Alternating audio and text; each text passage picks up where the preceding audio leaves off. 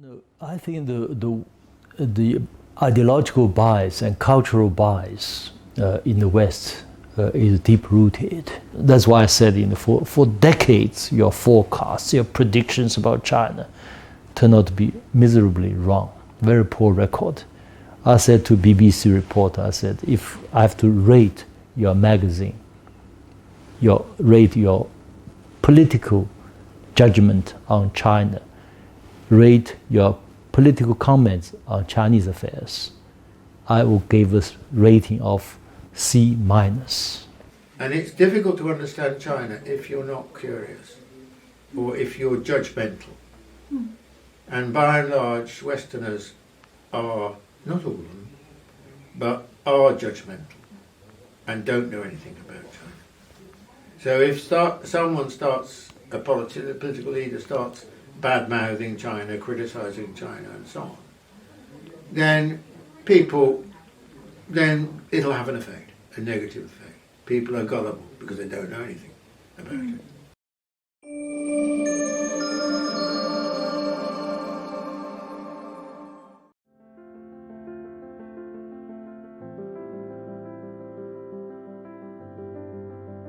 In these episodes,張維為, director of the China Institute of Fudan University in Shanghai, along with British scholar and political commentator Martin Yark, share their personal insights on political and cultural issues concerning China and the Western world, and look to bridge the gap and erase misunderstandings resulting from cultural and historical differences.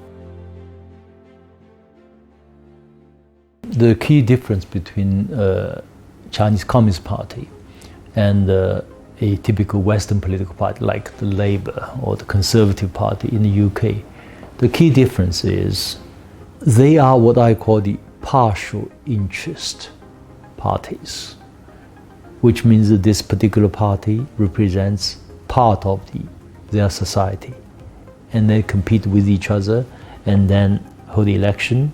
51% will win.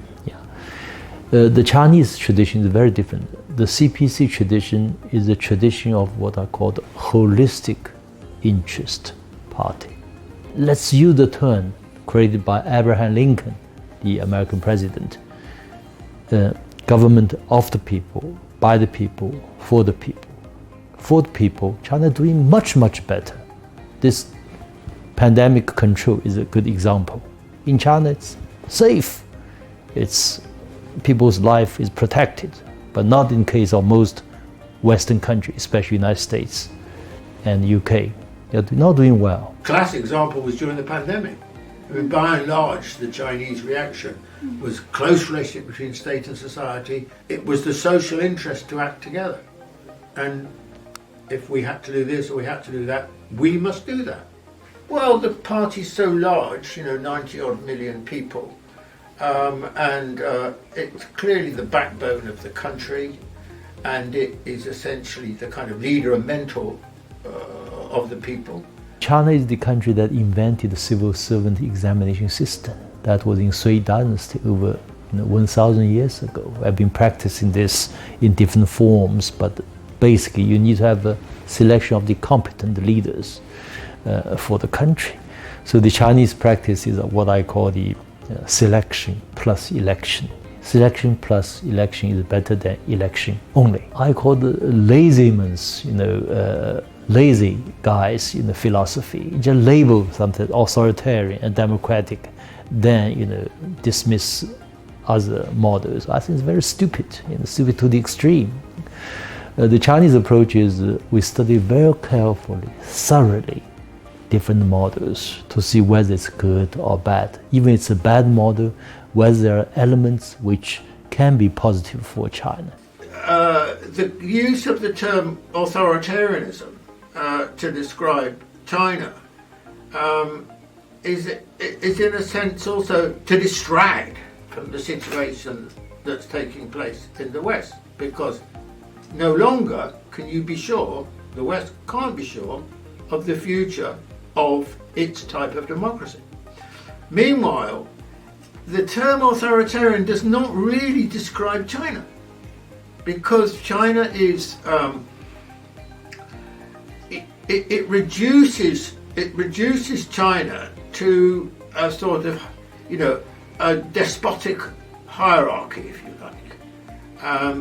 And in reality, the reason why China's been transformed, and the people, you look at all the opinion polls and so on, are very satisfied, much more satisfied than the peoples are with their governments in the West, is because the Chinese Communist Party has succeeded in a transformative strategy for China, which has utterly has changed China in a very beneficial way for the people, in a very profound way.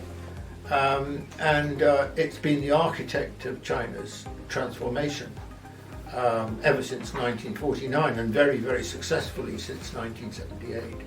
So I had a debate 10 years ago, this time, now 10 years ago, with Professor Fukuyama, the author of The End of History. And he said at that time, China may experience Arab Spring because it was occurring at that time. I said no, China will not go through Arab Spring. And I predict the Arab Spring will become Arab Winter. Yeah, it turned out to be Arab Winter. And then he said that China need to have political reform, multi-party system, one person, one vote. I said both China and the United States need political reforms. The United States may need more urgent political reform than China, because the US political system is a product of pre-industrial era. The idea that essentially that China is not a consensual system, I think, is nonsense. It enjoys the support of the people. You don't have to have a Western democratic system to represent the people. No, or to be democratic in the sense that you represent the interests of the people. I mean, you can have a democratic system and it doesn't represent the people in any real, it doesn't advance the interests of the people. I mean, this is a very common phenomenon in the world. If you go to Latin American democracies and so on, by and large, they get elected, but they don't really work. And the problem in the West is, and the problem in the West is increasingly the same problem, that they don't really work in the way that they did. They work for a period, but they work from 1945 until, let's say, 1980, or even later than that. They work in the sense that the people were pretty happy about it, and economic growth was strong, and it was patently true that the West was the leader of the world during that period. But that's not the case anymore. Indeed, socialism has long been associated, especially in the Western mainstream media, or even textbooks.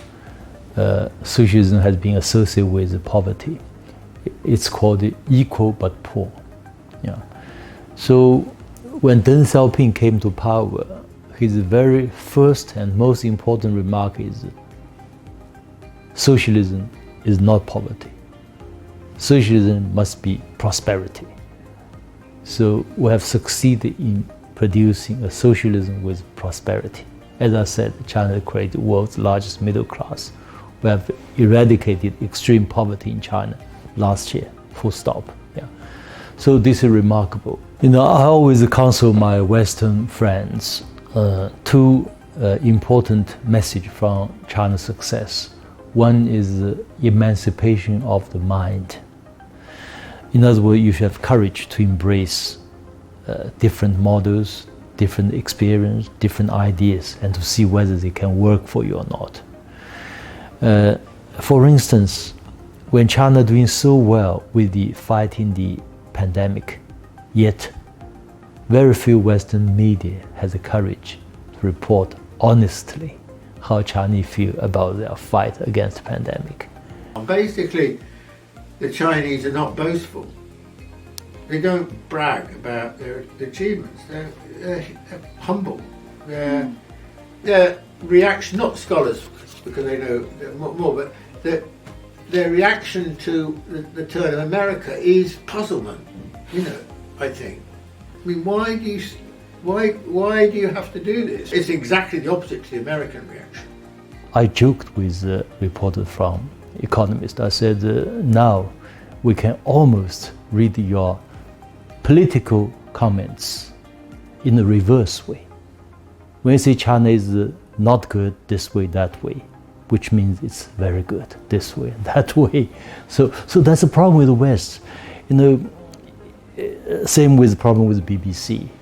I remember in the year 2012, just before the 18th CPC Congress, I was giving an interview with BBC. And the host asked me, do you think the CPC will have the 19th Party Congress, which means their presumption in 5 years the party will be over. So I said, my goodness, you have to understand China better. Virtually all your forecasts about China, political forecasts over the past 2-3 decades, turn out to be miserably wrong. As a result of a great deal of consultation, of course, with all the key sectors of society, because no one has that kind of intelligence, wherever they are, whoever they are. Yeah. It has to be a big, huge, nationwide process to get that right. Otherwise, you're going to get it wrong. But the 5-year plans, yes, have been extremely important. I mean, but the state has always been important in Chinese society. It's not just since 1949. I mean, one of the key characteristics of China's existence for millennia has been the importance of centralized government. Centralized in a way that is different from probably any country in the world, actually.